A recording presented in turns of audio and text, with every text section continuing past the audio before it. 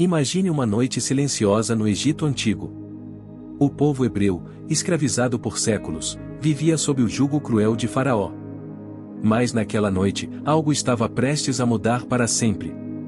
Cada família hebreia, orientada por Moisés segundo a ordem de Deus, sacrificou um cordeiro e marcou os batentes de suas portas com o sangue do animal.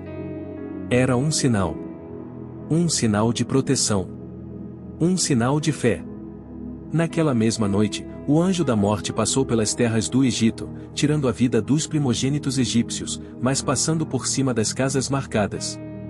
E é exatamente aí que nasce o nome O Páscoa, do hebraico Pesach, que significa o passagem.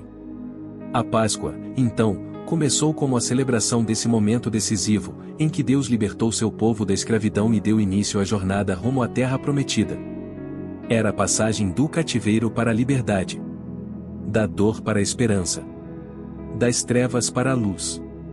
Ao longo dos séculos, o povo de Israel continuou celebrando a Páscoa como uma lembrança viva daquele livramento.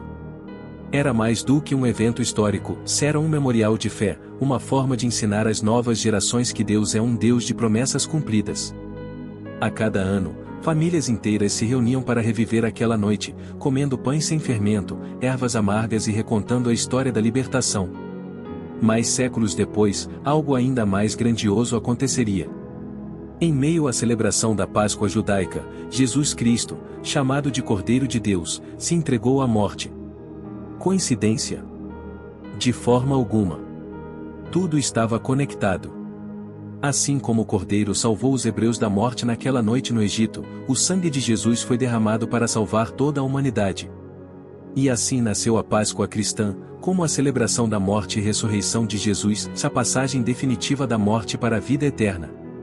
A palavra Páscoa deixou de ser apenas um símbolo nacional para o povo judeu e passou a carregar um significado universal.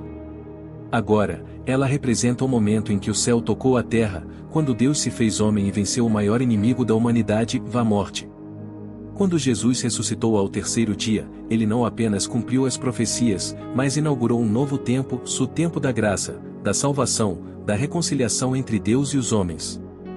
Para os cristãos, a Páscoa é o centro da fé. É a certeza de que, apesar das dores, das cruzes, dos sepulcros, sempre haverá uma manhã de ressurreição. É a vitória do amor sobre o ódio, da fé sobre o medo, da vida sobre a morte. E por isso, até hoje, o povo celebra com alegria, com cânticos, orações e cultos, porque a Páscoa é o coração pulsante da esperança cristã. Mas mesmo fora dos muros da religião, a essência da Páscoa ainda pode ser sentida. O seu espírito toca famílias, comunidades, cidades inteiras.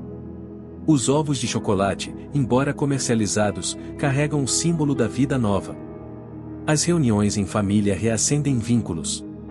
Os gestos de carinho resgatam o valor da solidariedade. E no fundo, cada pessoa sente que esse tempo é diferente. É como se a própria criação lembrasse que o sofrimento não é o fim.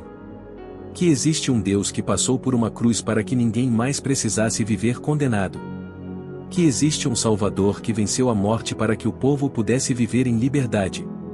Assim, a Páscoa continua viva, não apenas em rituais, mas em cada coração que escolhe crer, amar e recomeçar.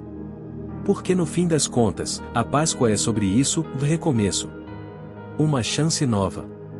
Uma passagem do que éramos para aquilo que Deus sonhou que fossemos. Você disse.